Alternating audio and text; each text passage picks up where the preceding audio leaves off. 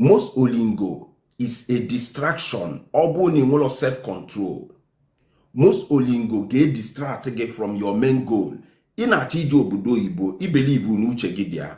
Inugo nwanya, ijidi, I believe unuche gidia. A single mistake you get men obodo Igbo, you will forget where you come from. So this is the situation. A lot of people go, I'm saying, Bish, why is there measure your program? Why is there enlightening our people about even street? Why is there kuzi about street? Why is there kuzi about our justice system? About addiction? About people they depressed? A lot of people know obodo Igbo now they depressed. Guys, me check this thing now. I'm gonna multiple box. I make multiple box. I will do matchmaking. I'm gonna squeeze different programs at the same time, so I have a long hour to spend. So abone na bia, you join now. Welcome. So see you gonna make the bema so on my life is to just share and double tap. And when you also emanye mego, the wisdom is there for all the enough. The wisdom there enough for us to disperse, for us to share. So anyway, a lot of people know Nigeria now. Hannah, what happened to my brother? What happened to my sister? What happened to my cousin? I can't get hold of my cousin. I can't get hold of my... Sometimes people will just chip in something the emotional. Obodo Igbo fiala, maybe no nya na struggle maka akwụkwọ, maybe yes. Enwe ya na struggle. Enwe people na struggle for real. But one the olingo aspect can deal with today. Obone in Asia, in Bolivia, in South America, in Colombia, in Jamaica, in all the Caribbeans. In Asia nine as a whole, in African countries, in Europe, in America, not America, I'm talking about Arizona, California, anywhere, Obone not there. Listen to me now. And when many things get distracted from your goals. Number one thing, why? In our team travel, let me tell you, why I can distract you from your major purpose. Olingo, too much of olingo, too much of everything is bad. Nobodo Igbo can na afu ebe by and lose focus. Nobodo Igbo can na afu ebe by actually anything again to identify with Nigeria anymore. Nobodo Igbo can na afu ebe people put say I prefer to can bar. I'm forgetting home for this reason. I'm afu go nwe bar. Nobodo Igbo can put away fu ebe people lose go sense of consciousness. Nobodo Igbo can fu go ebe people lose go purpose.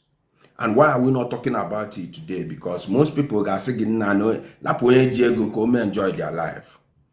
Many of our people not even today because of this thing in Nagwage. A lot of our people, they inside prison. A lot of people are contacting Bish from prison. Bish ne kuno basale the prison system, the justice system, even in street. Bish this message. Bish have not forgotten about this message. So many of you people are on the street, and on street for more than 7 years, plus or minus, and on street for more than 9 years. Abam Nime, I was incarcerated and I'm in jail for more than 2 years. Kedi okuzielum. Ngagacha through that process, chezozie benshi. I cannot pass through that process without educating the young ones. Even you as an old man, in on the sea, in on the gate, in on everything, in on a street, in on everything, but in man in a mistake. We cannot ignore these things because at the beginning, the point in achievement travel, only you decided, but now you have drifted from your goal. Opele nwa karebia anwu gini adno n'imuno, o distract go gi one e distract go from your purpose. That yellow bone gini ano, that nwa kosa gini ano, that yellow skin gini ano, that Zulu gear gini ano. That unwe kwado gini ano, that bone straight, that girl unwe Asia gini ano, o distract go give from your purpose. But most time we think that we are having fun. But for nobody in we work 5 years, 6 years, 7 years, one knee mega expire in the street.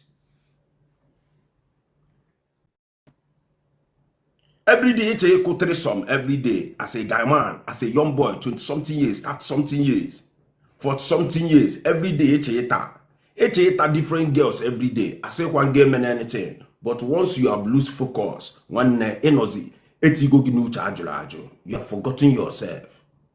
Ekutezi oku Nigeria, obagi pam. It doesn't want anything about Nigeria. One no bulo no guy man cable or just na ibuzi mugu na the system. Yenga pogi umugu. Ibata na system. Ema bule anything about. The first time in I land in airport, as we know Joe Bodoibo, that time make up virgin. And what no Nigeria mali phenomenon Bodoibo. This is the only way we can get you the information. And when you know Nigeria mali phenomenon Bodoibo, all you can do is to imagine. Once a bad there, you become part of the reality. When you set inside the reality, most decisions in a make, Gabu, most decisions Ghana favor people that is around you. So many times, people receive will determine how far you will go.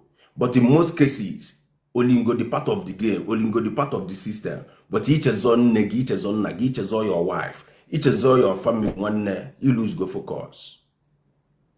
Our people may be life that is shameful. I'm unafraid to tell you the reality. Obunena watch him today. Every day na wine, I pop champagne every day. Every day na pop whiskey every day. And I pop brandy every day. Every blessed day, in a three some, in a foursome, every blessed day. If able paparazzi. When I one day catch 100,000 send the island in a home, one day if able mugu. Ide catch 100,000 near your sister no school na atafo. When I one every day your room na ball. Your house na ball. And a make in-house party. Every blessed day, na water, everything na happen biggie, and everything into the name table. But he did catching 200,000 near your wife na Nigeria or near your mother na Nigeria. One if you boy mugu, how can we forget? I guess forget. And most of these people, I buy fresh, I watch fresh, I post mail update. They know Nigeria now we feeling everything. How many savings can you make? You guys, you know, I cannot indulge with your money. Your money is your money. But how have we forgotten where we come from? You, the young people, not may travel. A lot of people need me. Be may travel. Be many of you people that is writing me now. Again, when I watch me can Nigeria, one nigga book a flave na abroad. Obuni take look here. You can forget that place. You can forget your community because obodo ibo na abaishi. Ikwe ko obodo ibo baishi, you will lose your sense of reasoning. Ikwe ko obodo ibo baishi, people around you are going to make most of the decisions for you. Obone ibo the decision maker for yourself. One you get no problem no obodo ibo. Equal distance now, a lot of people got saying no lingo na can be a life no more to Tadiego. He can be life no get to Tadiego, but in a be the life in a take every system then allogi in put you in danger. Your kidney no in danger. Your bronchitis no in danger, your heart no in danger, all your body system no in danger because of the lifestyle in a live. Most of you people take be a day, they may jogging. Enough exercise as a luxury. Exercise a luxury. Exercise is a part of a lifestyle. Because now alone in Nigeria, because our women the different. If you embrace the society, why if you see now as something you can enjoy, that natugacho can be that thing that will bring you down. Neighbor fine boy, why now but one day is not a criteria. Sometimes it's an instrument to bring you down, but a malo. Many people na pop champagne na obodo ibo every blessed day. Many people na wa club pop amana club. Ina bata club achigiki. Ana achigiki VIP. Ino no obodo ibo ana azafage, but in only one block e put at home. Your family na watch again. Ana nene your Instagram, ana nene all your posts, but your family cannot boast of 100,000 from you every month. You are watching me. Over guy abago guy if you enable guy over guy obune for able kalian the boon cheson the boon one able guy if able mugo omo obishugwa and a lot of few people need the kinwe yana for rehabilitation. Obuni webe self rehabilitation and one rehabaga pojigino waga agogi. That's your addiction. Nobody can cure you your addiction.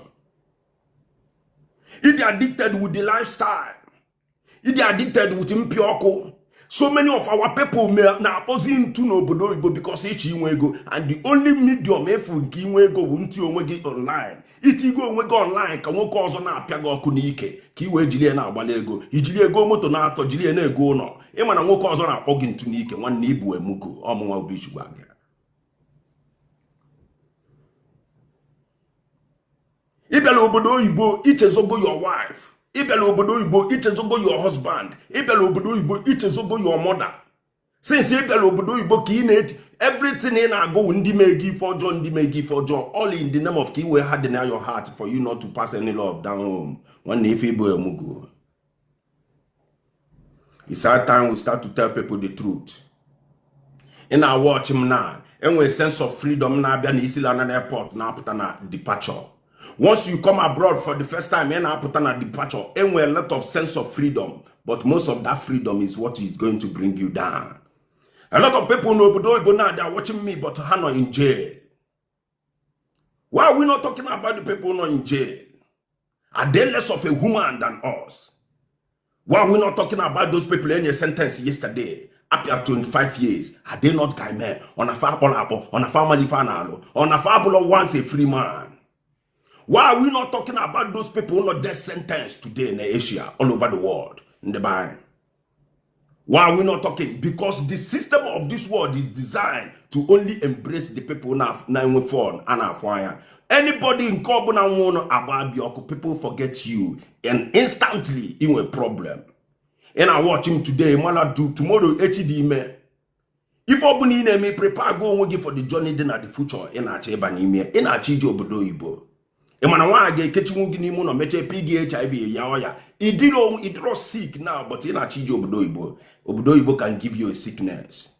Emana ga apata nwa ya na akpo herpes no obodo Igbo. Emana ga apata nwa HIV no obodo Igbo. Emana nwolo oye ya la apata no obodo Igbo due to what? The type of lifestyle in on imia. How desperate have you become? So these are the things in at this page. Most of you people don't know me. You just jump in. You know, follow me from yesterday. You know, follow me from day before yesterday. Money. I tell you something that people don't talk about. I grew up in the system.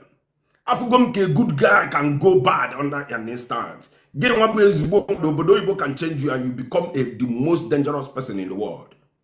You be a good guy, you in a good family. The most poisonous person in the world. Obodo Igbo can impact you negatively in such a way that your lifestyle will change. You become a very person clouded with negativity.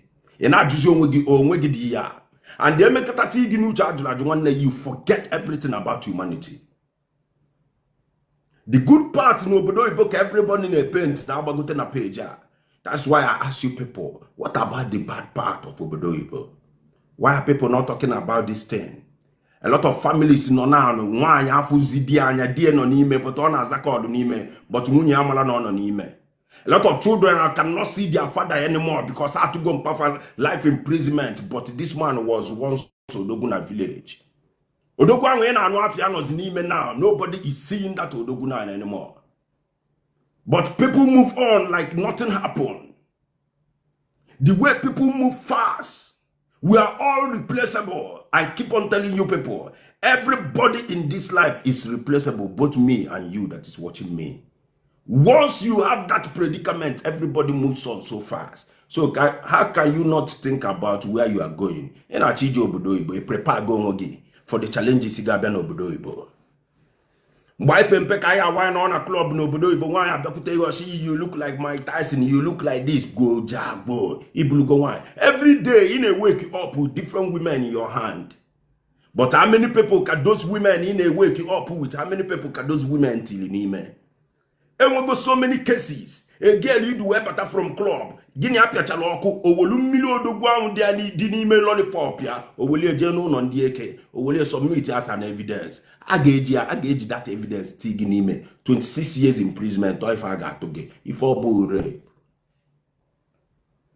A lot of them buy no go ni moon so a guy only buy can or young one no ni moon on Obodo Igbo or young one our person, our brother, Bali Major 14 years. Nimo lingo, anything can happen. Inwiki na-eli Olingo, somebody anonymous no go shina window mafu from 20-story building. One nige jenga, something you don't know, you have not prepared yourself for this predicament. Why are people not talking about these things? Oye gini ane eli Olingo, gini age eli gido Olingo, oba overdose, oba ti ane lugo onwani lugi. Kedi, are you prepared for such moment? Ina chijo obodo Igbo. Ana agba egwu na club mmadụ ana agba egwu n'ole ọkwa ọkwara ọkwapụta ọbara gbo jagbo ongokwa akpọgokwa ambulance ị ga-abịa make a statement.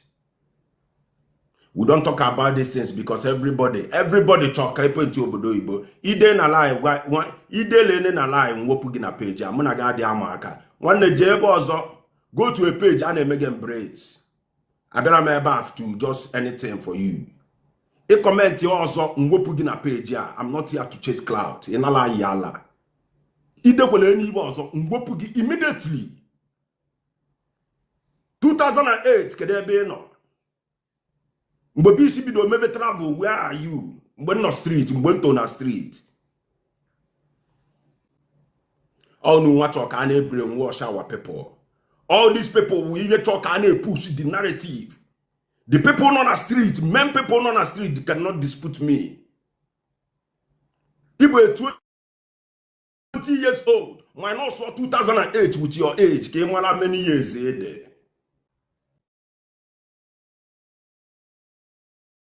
People know my history. I paid my dues. Our people have lost it. We need to keep on reminding our people. Most people they reach in beach are them addicted. Bisha ma ponto atomo posim ponto.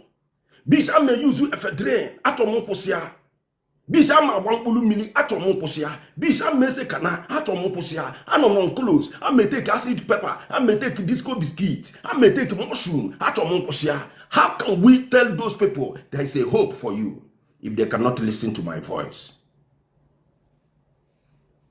A lot of people they are addicted. They cannot help themselves. People are locking themselves inside the house because how the para.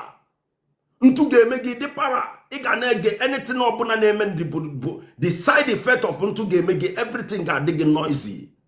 You are scared, you are paranoid, you cannot go out because need the high, but you can watch me now. And when we can reduce all my voice because even my voice can make you para. Nobody the high on coke.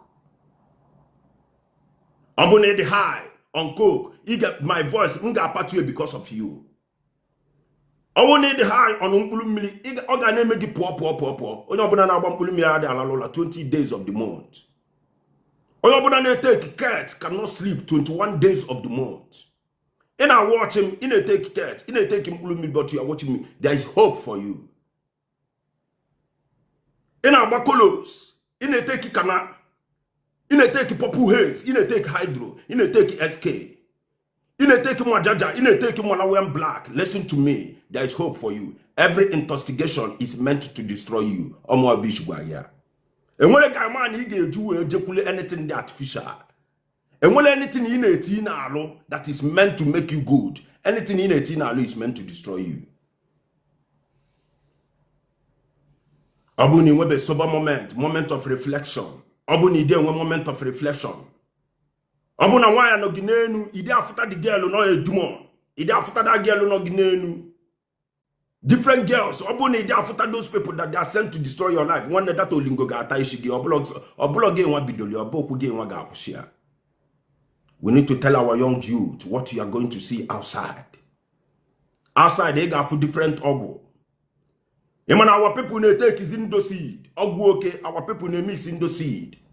And with cocktail, our people ne mix. There is different type of cocktail. Let me tell you, there is no end. There is no satisfaction to highness. And there is no satisfaction to Mpiokunowa. There is no satisfaction to anything climax. Anything in a seek, you know why? You are just seeking an endless journey. Even money making, there is no satisfaction to money making. But we have to tell ourselves the truth. How many of our people are still looking for that redemption voice? You are listening to me. If they are addicted, in a take acid pepper in a muddy and apavle, they were high. In a take blog, ecstasy, in a woolly memoir, in a chain in a money club. In a take ref, in a take codeine. You take codeine, it don't kozu. Yala panyuaka genu. We feel one there is no highness, amount of highness that can take away your problems from this world. Our people back when who is going to come and visit me? Today will be Monday, today will Tuesday. Anything somebody visit him, but I go see him na ball outside, you will not believe your eyes. So many people and when many people on the street, found on the street more than 1 month, in never sentence of 16 years. Emmanuel when the bello obodo ibo, anol obodo ibo 4 years, anol obodo ibo 3 years, appear sentence of 21 years. Emmanuel when the bello obodo ibo set up, kava bello obodo ibo, they lose their freedom. 5 years you lose in the street, you will never get it back.